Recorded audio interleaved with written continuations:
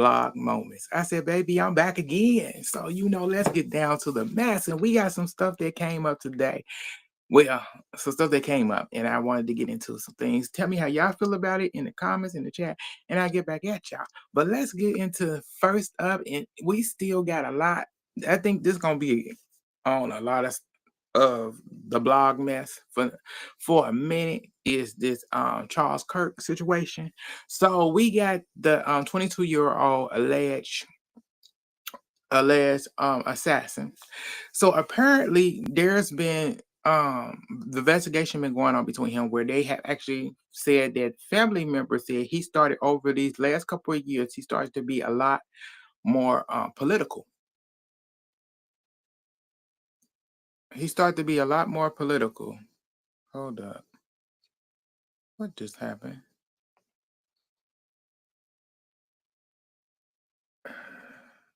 Wait a minute.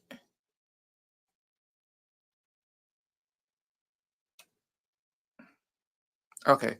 So over the last couple of years, he started to be a lot more political. The family members ended up saying and stuff, and he started speaking his mind about um Charles Kirk and the things that's been going on. And he also, they said he mentioned, family said he mentioned that I want to say prior to like a month or so before Mr. Kirks was supposed to come to Utah, he mentioned that he was coming to the college. Apparently he went to that college, graduated from there. And he spoke about that. They didn't think anything of it, but also his co-workers said when they would talk about politics, he would actually excuse himself from the situation.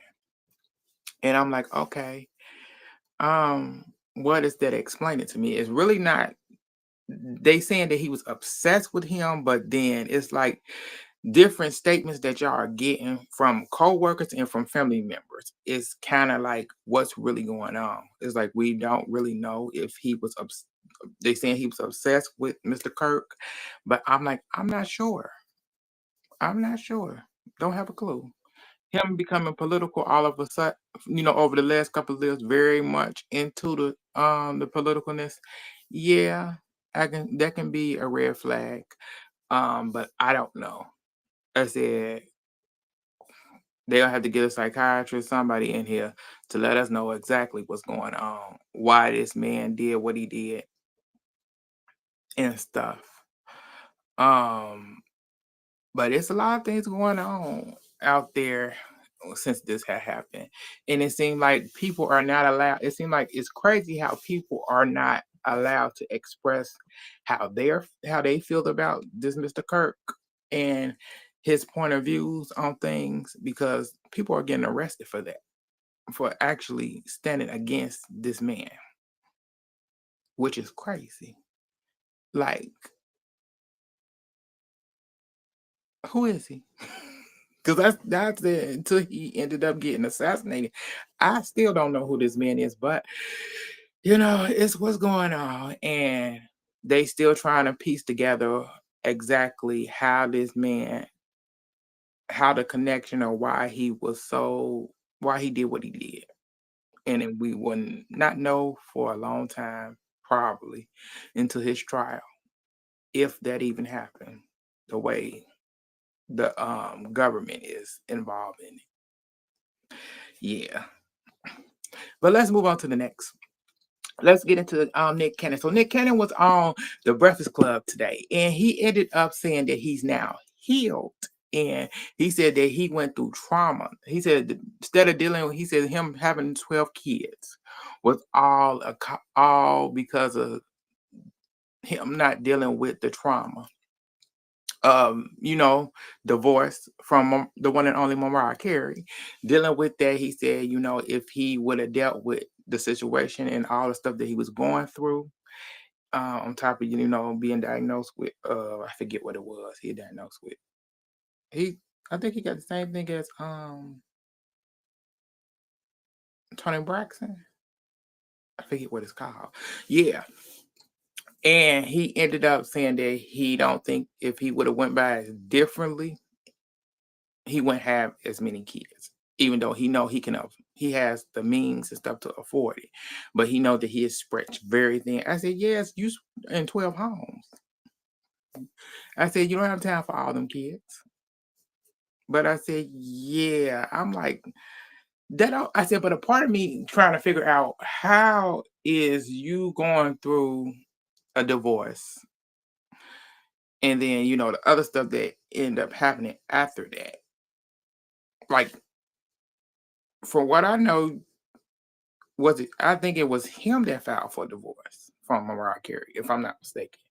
If I'm wrong, let me know in the comments. But I said, yeah, like something ain't. It's like, yeah, I don't know about blaming trauma for you having all these kids.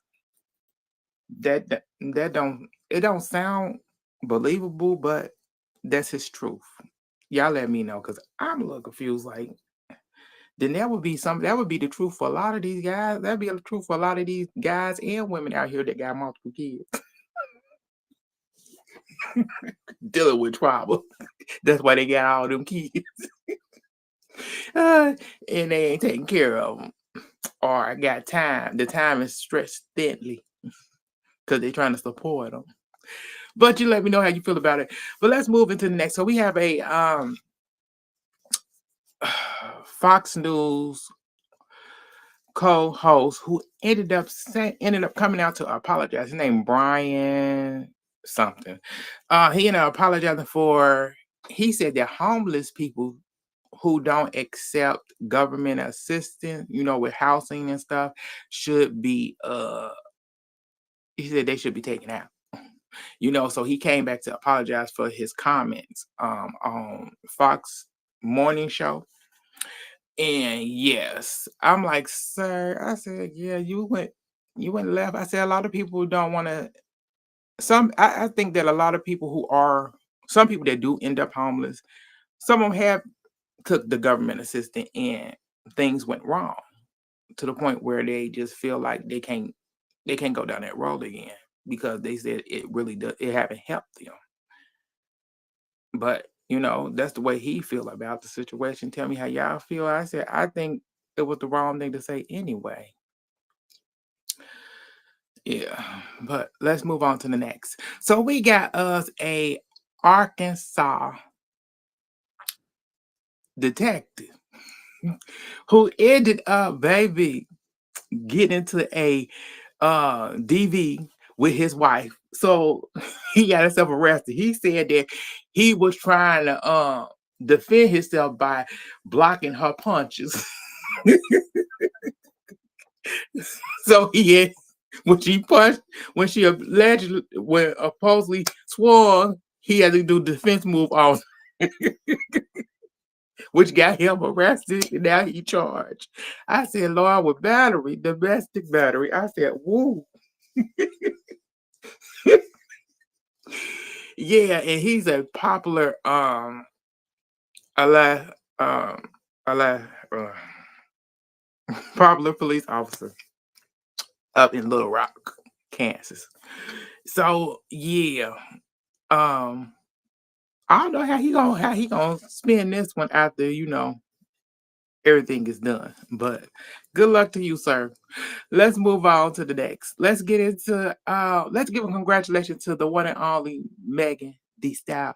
She actually is teaming up with the creator of Boondocks to create her own anime. I said, yes. I said, congratulations. I said, about time. I said, because she's a big anime fan and stuff. So I said I expect this was gonna come sooner or later, but we'll see what they're gonna come up with. I said how it's gonna be.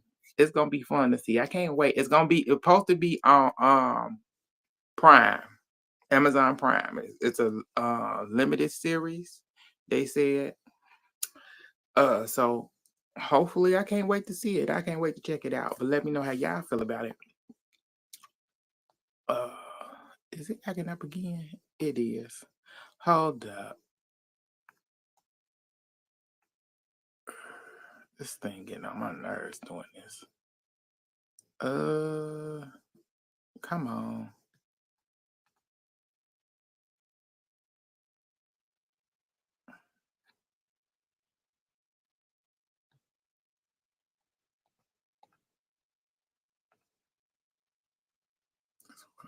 It's supposed to put up, but it. Well, that's all that I got for y'all today. It's your boy Paul. Thank y'all for tuning in. There we go. I said, I don't know what's going on. It's acting a fool today. This streaming thing. Like, share, subscribe, and join the channel, and I will get back at y'all later. Bye, y'all.